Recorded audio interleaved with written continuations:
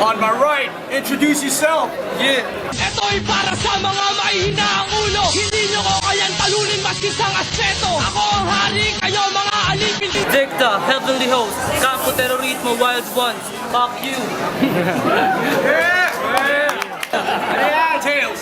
Who goes first? Victor goes first. Everybody shut the fuck up.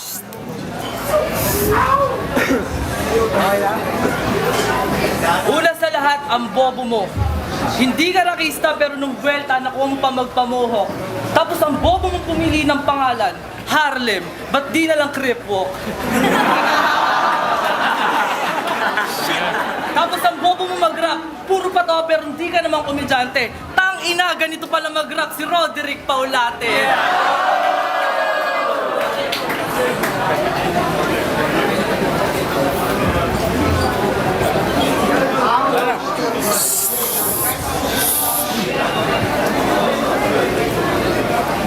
Ito lang freestyle pare.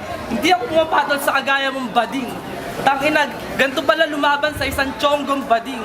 Ngayon ako'y nandito na, hindi ako hihinto. Freestyle ang laban, kaya itong kalaban ko, labas na to. Ako'y nandito, hindi mawawala. Kaya putang ina mo, hindi ka uubra, isa ka lang feeling na rapper. Ako'y nandito na, wala akong pakialam sa mga sinasabi mo. Kaya fuck you ka, ito pa rin ako dire-diretso. Alright, time.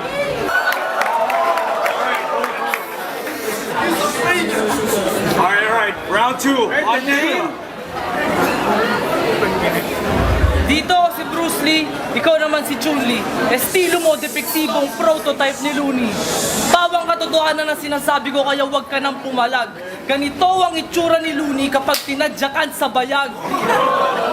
Looney ka lang kastilo mo si El Cabron, kaya lahat ng kanta mo title ay bobosong. Kaya huwag mo lang gayan style ni Looney sa pagsulat, kasi kahit maging bulalo ka na puro buto, wala ka pa ring utak. Marami na kayong gaya-gaya kay Looney pero ayoko na magbanggit ng pangalan. Kung si Looney si Eminem, tangina mo, ikaw si Stan.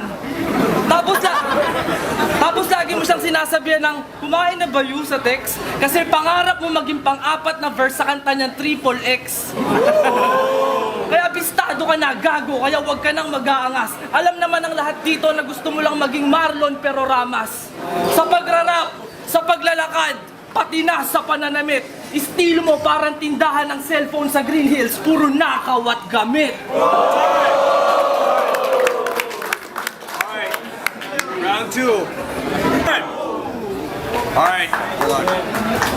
Okay. Round three. On Dicta. Ang bobo mo, Harlem, hindi ka na nahiya. Tinalo ka ni Abray, magdamag ka lang niyang tinawag na isda. Sobrang nalaptripan ako noon, kaya entrance fee, sulit. Pero hindi ka isda, isa kang half bulldog, half shih tzu, kaya mukha mo bullshit. Tapos sinamon mo pa si Apex na mag-battle sa sunugan. Eh alam naman ng lahat na teritoryo mo yun, pero ikaw yung umuwing luwaan.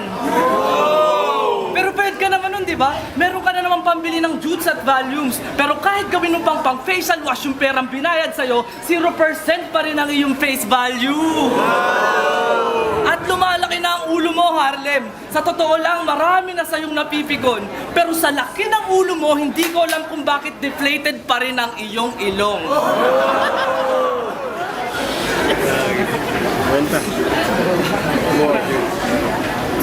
Kaya kung hamunin mo ako sa sunugan, ulul, hindi ako dun sasali. Kasi para akong umalis sa UFC para lumaban sa WWE.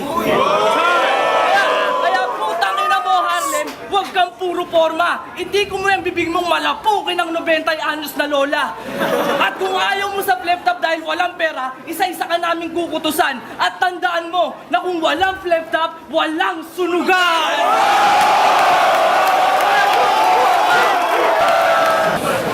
Alright, judges made their decision. We're gonna go for OT, so Dicta, you got 1 minute. Sa paningin ko, kanina ka pa nagmumukhang tanga. Kasi ngayon lang ako nakita ng tao na may muscle sa panga. Pero hindi ka tao, tama si Abra, isa ka lang isda. May muscle sa panga tapos may kaliskis pa sa mukha. Ako'y halimaw sa liriko, kitang-kita sa aking mga kanta. Ika'y halimaw, mukhang maligno, amoy imburnal ang hininga. At sa pangit na mukha mo, malamang wala nang pumapatol. Ganito ang itsura ng isang tao kapag nalulong sa katol. parang sapa, walang kalalim-lalim. Maging baliw ka man o globetrotter, wala akong nire-respetong Harlem. At nung simpleng rivalry, second round, kinulang ng punchline si Looney. Alam nyo yon. Kasi ninakaw ni Harlem yung karamihan ng linya ni Looney para matalo niya ako ngayon.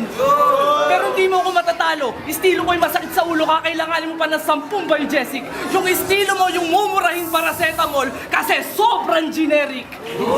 Kaya sa laban na to, kailangan mo nang bumitiw. Umuwi ka na sa bahay nyo bago ka patuluyang mabaliw. Time! Alright, that was the OT. We're gonna go to the judges one more time. Alright, 5 judges decided, and the winner for this battle is Dicta.